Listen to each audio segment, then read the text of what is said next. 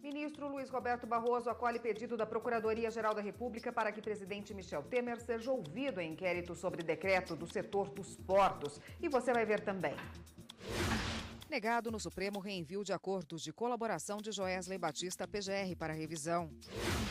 MPF abre investigação para apurar veracidade de recibos e contrato de aluguel apresentados pela defesa do ex-presidente Lula em processo que apura recebimento de propina da Odebrecht. Supremo decide pela repercussão geral em discussão de candidatura avulsa. E o hospital vai ter que indenizar mãe pela má prestação de serviço durante o parto. Essas e outras notícias agora no Jornal da Justiça.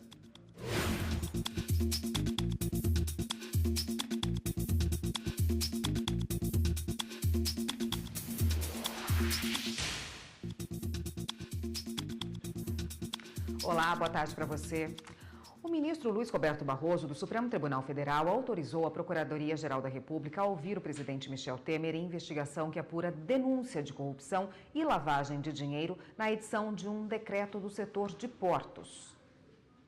O pedido foi feito pela Procuradora-Geral da República, Raquel Dodge. A denúncia de que o presidente tenha recebido propina pela edição neste ano de um decreto que teria beneficiado a Rodrimar, empresa concessionária no Porto de Santos. Temer nega envolvimento no caso. Na decisão, o ministro Luiz Roberto Barroso autorizou as investigações e, com relação ao depoimento do presidente, afirmou que, na condição de investigado em inquérito policial, ele pode indicar data e local onde queira ser ouvido, bem como informar se prefere encaminhar por escrito sua manifestação ou ainda se manter em silêncio. Para aprofundar as investigações, o ministro Barroso autorizou a PGR a obter registros das doações da Rodrimar para a campanha eleitoral de Temer e do PMDB nas últimas eleições. Ouvir os dois executivos da empresa, Antônio Celso Greco e Ricardo Conrado Mesquita. Acessar registros da entrada dos dois empresários investigados no Palácio do Planalto. E também documentos que mostrem a aprovação do decreto dentro do governo. Também serão ouvidos Rodrigo Rocha Loures, o advogado José Yunes, o subchefe de assuntos jurídicos da Casa Civil, Gustavo do Vale Rocha, e o coronel reformado da PM de São Paulo, João Batista Lima Filho. Todos são próximos de Temer e alvos no inquérito. Em nota, o Palácio do Planalto informou que o presidente vai responder a todos os questionamentos pertinentes ao inquérito. Disse ainda que houve amplo debate com o setor antes da publicação do decreto de renovação das concessões dos portos e que todos os dados são públicos. Em relação aos contratos, diz que nenhum deles é elegível para prorrogação contratual, segundo a Secretaria de Portos do Ministério dos Transportes. A Rodrimar nega as acusações e diz que as novas regras atendem todo o setor portuário. O ministro Edson Fachin, do STF, negou o reenvio dos acordos de colaboração de Joesley Batista à PGR para revisão. Na decisão, o ministro enfatizou que já houve manifestação da Procuradoria-Geral da República e, por conta do princípio da indivisibilidade do agir ministerial, não cabe o pedido de nova análise. Nesse caso, uma nova manifestação da PGR fica a critério da Procuradora-Geral Raquel Dodge. O pedido de reanálise do acordo de colaboração premiada foi feito pela defesa do empresário Joesley Batista. A alegação é de que houve quebra de acordo por parte do ex-procurador da República, Rodrigo Janot. O Ministério Público Federal informou à Justiça Federal no Paraná que abriu um incidente de falsidade referente aos recibos e ao contrato de aluguel apresentados pela defesa do ex-presidente Lula em um processo em que ele é acusado de ter recebido propina da Odebrecht. O objetivo é apurar a autenticidade, desses papéis. Quem tem os detalhes para a gente é a repórter Evne Araújo. Boa tarde, Evne. Oi, Érica, boa tarde. O Ministério Público encontrou equívocos nos recibos, datas que não existem e erros de digitação. Os documentos foram anexados ao processo para comprovar a relação comercial entre Luiz Inácio Lula da Silva e o proprietário do imóvel vizinho ao que Lula mora, em São Bernardo do Campo, na Grande São Paulo. Segundo o MPF, esse apartamento foi comprado com dinheiro de propina recebida da construtora Odebrecht. A defesa do ex-presidente Lula disse que essa perícia vai comprovar que esses documentos são idôneos e que os recibos foram assinados pelo proprietário do imóvel. Érica. Obrigada, Evne, pelas informações. O Congresso Nacional decretou a emenda sobre o desempenho eleitoral e o fim das coligações. As cláusulas de desempenho eleitoral determinam como os partidos políticos vão ter acesso ao fundo partidário e ao tempo gratuito de rádio e televisão. A proposta de emenda à Constituição acaba com as coligações para as eleições proporcionais para deputados e vereadores, nesse caso, a partir de 2020. Já a denominada janela partidária, que permite que o candidato mude de legenda 6 meses antes da eleição, vai continuar valendo. O presidente do TSE, ministro Gilmar Mendes, elogiou o empenho do Congresso Nacional no debate da reforma política e lembrou que a deliberação do Poder Legislativo acontece em um período muito tumultuado, em razão dos assuntos em evidência no meio político. O Supremo decidiu nesta quinta-feira estabelecer repercussão geral a uma ação que discute a possibilidade de uma pessoa não filiada a partido político se candidatar em eleição.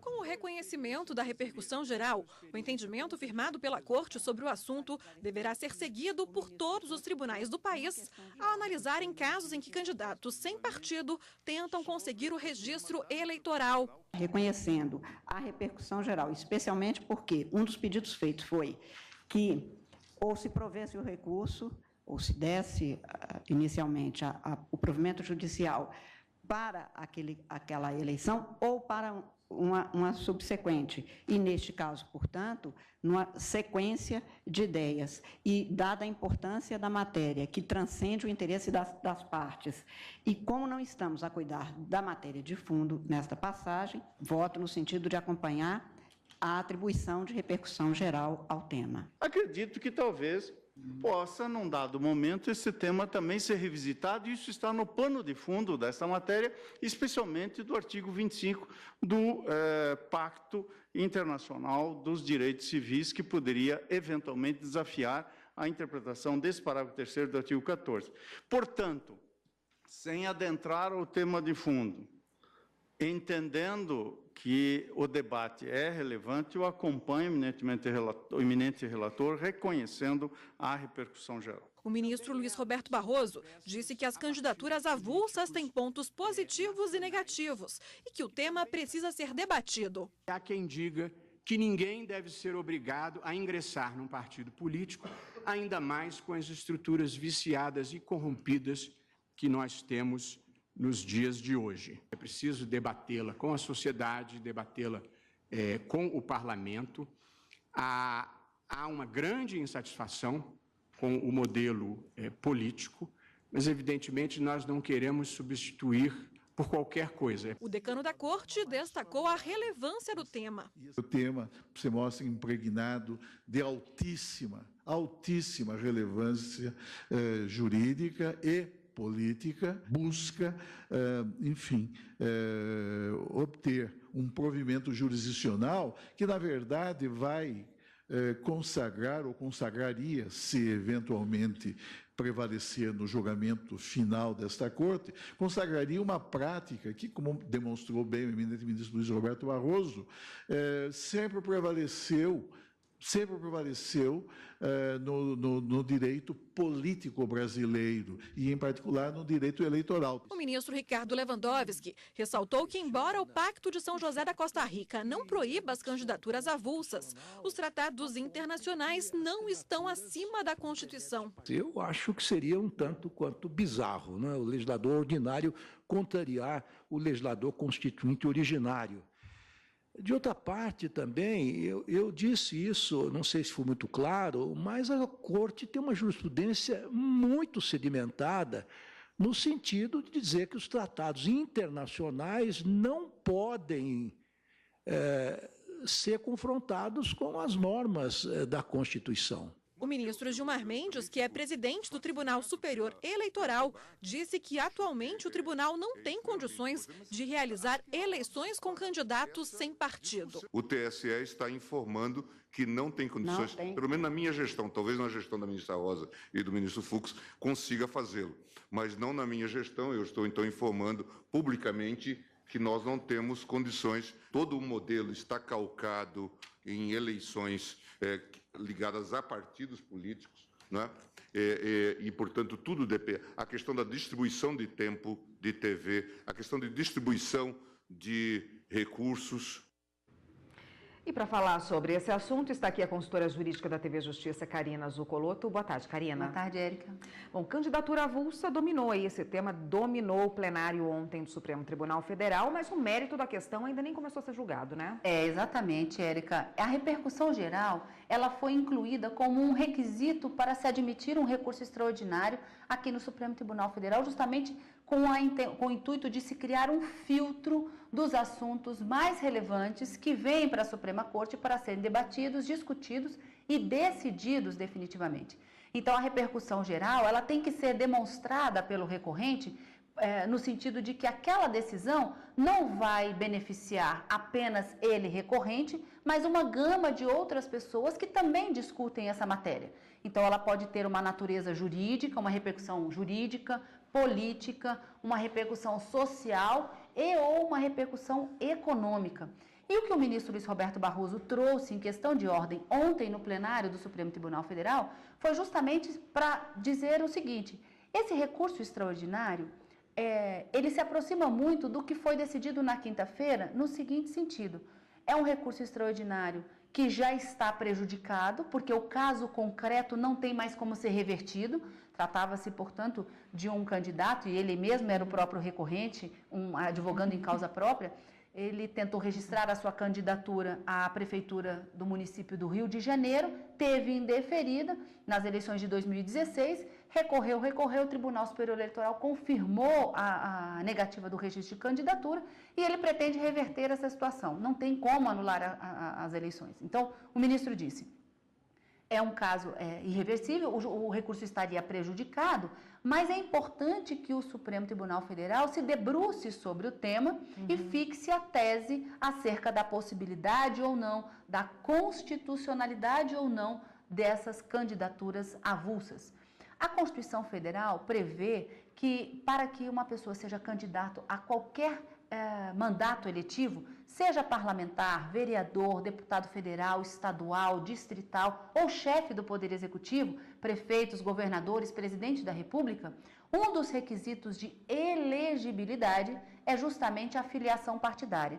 E neste caso concreto, aquela pessoa invocando o Pacto de São José da Costa Rica, um tratado internacional que o Brasil aderiu, é signatário, não exige essa filiação partidária, ele questiona aqui no Supremo sobre essa constitucionalidade. O tema não foi discutido no mérito, apenas a repercussão geral foi reconhecida no plenário após uma discussão bastante alongada. Mas esse tema, dentro em breve, deve retornar quando o ministro Luiz Roberto Barroso já tiver com seu voto pronto proferido e incluído na pauta de julgamentos. Tá ótimo, Karina. Obrigada pelas explicações. Eu que agradeço. Até semana que vem. Até. E você vai ver no próximo bloco do Jornal da Justiça. O hospital vai ter que indenizar mãe pela má prestação de serviço durante o parto. Voltamos em instantes.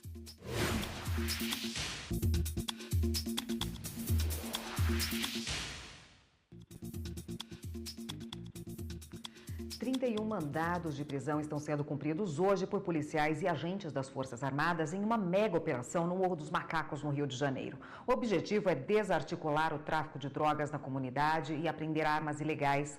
A repórter Carolina Chaves, ao vivo, tem as informações. Boa tarde, Carolina. Boa tarde, Érica. Boa tarde a todos. Olha, um dos objetivos dessa operação é prender o chefe do tráfico de drogas na região, Leandro Nunes Botelho, conhecido como Scooby. Ele está diretamente ligado aos confrontos entre traficantes na comunidade da Rocinha, zona sul do Rio de Janeiro, onde foi ocupada pelas Forças Armadas no mês passado. Durante essa mega operação, o Exército vai ficar responsável pelo cinturão do entorno da comunidade e também pelas áreas de mata, como apoio para os policiais. O Disque Denúncia divulgou as fotos dos traficantes procurados e a recompensa para quem denunciar Scooby é de R$30 mil e quem ajudar a localizar os demais traficantes, a recompensa é de R$1.000, Érica.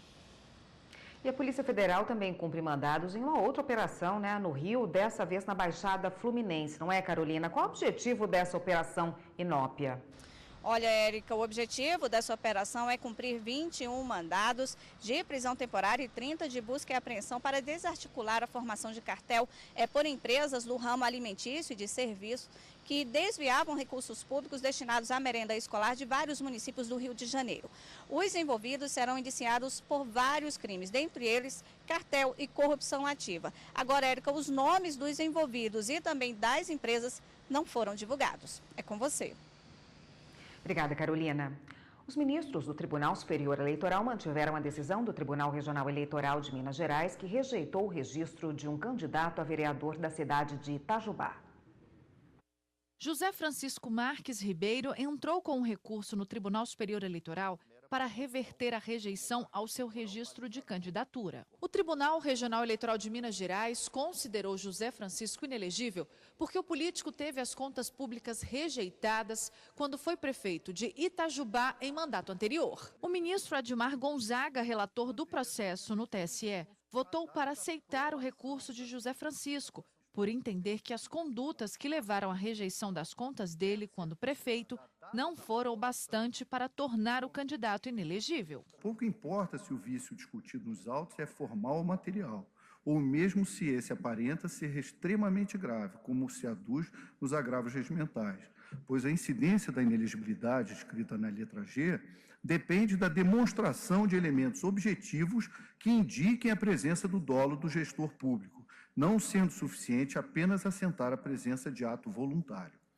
Do contrário, a incidência da inelegibilidade poderia ocorrer de forma presumida, como mero automatismo, o que não se coaduna com a jurisprudência desta Corte, cujo entendimento prevalecente é no sentido de que as regras de inelegibilidade devem receber interpretação estrita. O ministro Tarcísio Vieira iniciou divergência ao considerar que houve falha grave de José Francisco, o que levou à rejeição das contas. Além de assinar o convênio, o ex-prefeito ficou responsável perante a União pela execução do ajuste, tendo em vista que chegou a homologar ele próprio as respectivas licitações. Então, tanto o Tribunal de Contas como o acórdão atacado pelo especial registram essa participação pessoal do ex-prefeito na assinatura dos convênios e na execução desse ajuste perante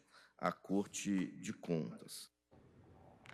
Um hospital vai ter que indenizar uma mãe pela má prestação de serviço durante o parto. A decisão é do Superior Tribunal de Justiça. A terceira turma do STJ confirmou a decisão do Tribunal de Justiça do Rio Grande do Sul, onde um hospital foi condenado a indenizar uma mãe pelas falhas nos procedimentos durante um parto. De acordo com o processo, a mãe teria passado por uma cesariana tardia, o que causou várias sequelas permanentes na criança, como epilepsia, atrofia e paralisia cerebral.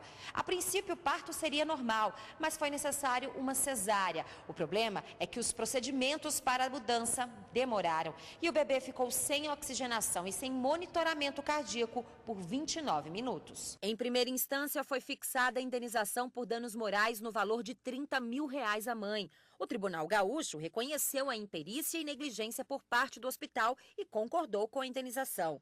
O hospital recorreu ao STJ, onde alegou que sua responsabilidade só poderia ser estabelecida diante de culpa, o que não foi comprovado. Mas a relatora da ação, ministra Nancy Andrighi, lembrou que a paciente não responsabilizou os profissionais e que a pretensão diz respeito exclusivamente ao defeito na prestação do serviço hospitalar. De acordo com a ministra, a responsabilidade objetiva do hospital foi constatada. A responsabilidade do hospital não precisa da culpa dele, hospital. Basta a verificação do evento danoso, ocorrido dentro do hospital, para gerar a responsabilização. A turma seguiu o voto da relatora e, por unanimidade, manteve a decisão de condenar o hospital ao pagamento de danos morais à mãe. E você vai ver no próximo bloco do Jornal da Justiça. Ministério Público Federal no Rio Grande do Sul cobra cumprimento da lei de gratuidade de transporte coletivo para idosos. A gente volta já já.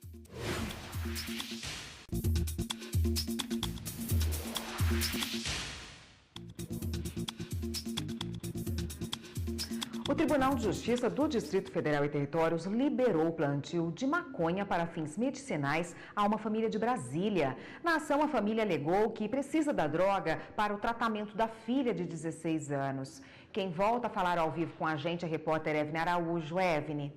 Érica, essa adolescente sofre de uma doença neurológica que causa convulsões, dor crônica e paralisia.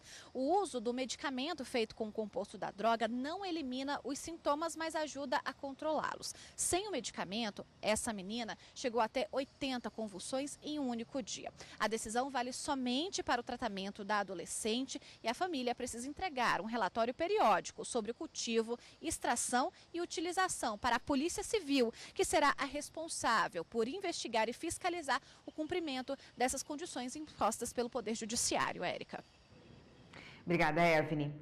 A Justiça do Trabalho negou o recurso de um servidor público que tentou reverter a demissão por justa causa após ter confessado que desviou combustível de um município do interior do Paraná. O caso foi julgado pelo Tribunal Regional do Trabalho do Paraná, que registrou que o servidor do município de Cruz Machado havia retirado 60 litros de combustível e um galão de 20 litros de óleo de motor, de propriedade da prefeitura. Na época, o município abriu o processo administrativo para apurar o possível desvio. Ao fim, decidiu que o servidor seria demitido por justa causa, já que ele mesmo acabou confessando o crime. Com a confirmação da justa causa pelo regional, o acusado entrou com recurso no Tribunal Superior do Trabalho, alegando que não teve direito à defesa, já que a demissão ocorreu antes de o processo judicial ser concluído e que o município não teria produzido prova convincente que justificasse a dispensa. Na sexta turma do TST, os ministros se basearam em 3 fundamentos para negar o recurso que tentava reverter a justa causa: o devido processo legal, o contraditório e o direito à ampla defesa no processo administrativo, a confissão do servidor e o fato de o inquérito judicial não ser necessário para confirmar a perda de cargo de servidor público, nos termos do artigo 41 da Constituição Federal, podendo ser feito por processo administrativo. A defesa do servidor pediu uma nova análise na SDI 1, informando que ele foi absolvido na área criminal e questionando o cálculo do desconto referente ao imposto de renda. O relator do caso na seção 1 de dissídios individuais, ministro José Roberto Freire Pimenta, manteve o entendimento da turma. Quanto aos descontos fiscais, também o recurso de embargos teve segmento denegado por decisão monocrática, na verdade, deste relator, porque o apelo carecia de fundamentação adequada. O relator também negou o recurso relativo ao imposto de renda, pedido feito apenas na SDI 1, por entender que houve litigância de má-fé e aplicou multa de 2% sobre o valor corrigido da causa ao servidor. Os demais ministros acompanharam de forma unânime o relator. O Ministério Público Federal, no Rio Grande do Sul, entrou com uma ação civil pública para garantir que idosos e pessoas com deficiência tenham direito de utilizar o transporte coletivo interestadual gratuitamente. As empresas de transporte interestadual são obrigadas por lei a ceder por viagem 2 assentos gratuitamente aos maiores de 60 anos, conforme prevê o Estatuto do Idoso. Quando as cadeiras estiverem ocupadas, é previsto desconto, no mínimo de 50% sobre o valor da tarifa. Mas no Rio Grande do Sul, o direito não está sendo respeitado. O Ministério Público Federal verificou que algumas empresas se apoiam em decretos e resoluções da Agência Nacional de Transportes Terrestres editados à revelia da legislação. O órgão entrou com uma ação civil pública declarando a ilegalidade das normas. Na ação, o MPF explica que as regras limitam gratuidade e extrapolam flagrantemente a lei, já que o benefício só seria concedido para veículos convencionais e não para ônibus executivos. Além disso, a gratuidade só é aceita uma vez por semana. Com a ação, o MPF no Rio Grande do Sul quer assegurar que as empresas cumpram o direito da gratuidade do desconto, independente das características dos veículos utilizados na prestação do serviço. O Tribunal Superior do Trabalho fechou uma parceria com a rede de lanchonetes McDonald's em campanha de combate ao trabalho infantil. As lanchonetes vão distribuir no Distrito Federal cartilhas com o tema Trabalho Infantil nem de brincadeira. Palavras cruzadas, caça-palavras, jogo dos 7 erros. As revistas de passatempo são meio de fazer a campanha Trabalho Infantil Nem de Brincadeira chegar às crianças de forma divertida. O material foi apresentado pela vice-coordenadora do Programa de Combate ao Trabalho Infantil e Estímulo à Aprendizagem, ministra Maria de Assis Calcin, ao gerente de marketing da rede. Um exemplo que o McDonald's está dando, né, de se engajar também nessa luta, se dispondo a entregar junto com os seus lanches a nossa revistinha, chamando atenção, né? Então, quanto mais parceiros nós tivermos, né, quanto mais a sociedade conhecer o que é de fato e quais são os malefícios do trabalho infantil, tanto mais nós acreditamos que todos se engajarão nessa luta para, de fato, ver um Brasil livre disso e que nossas crianças possam ir à escola, aproveitar a infância. Com páginas ilustradas, a ideia é prender a atenção da meninada e fazer com que eles leiam e levem a cartilha para casa, passando o recado para os pais e amigos. A revista, inclusive, ela é muito lúdica, então para a criança brincar com o pai, para a criança apresentar, e uma forma dela entender, né, sobre o trabalho infantil, porque se for algo que for acontecer, se ela perceber, ela já vai saber identificar, porque ela aprendeu de uma forma lúdica. Eu espero que elas levem para a escola, que elas brinquem com os colegas, com os amigos, e que realmente essa mensagem chegue ao máximo de crianças e ao máximo de famílias possíveis. O Meio Ambiente por Inteiro dessa semana investiga os efeitos positivos nas pessoas que desenvolvem atividades junto à natureza. Coisas simples como hortas comunitárias ou plantio de árvores em áreas degradadas melhoram as relações sociais e ajudam o planeta a ficar mais saudável. O Meio Ambiente por Inteiro é amanhã, 12h30. E o Jornal da Justiça de hoje fica por aqui. Para você, uma ótima tarde, um excelente fim de semana e até segunda-feira.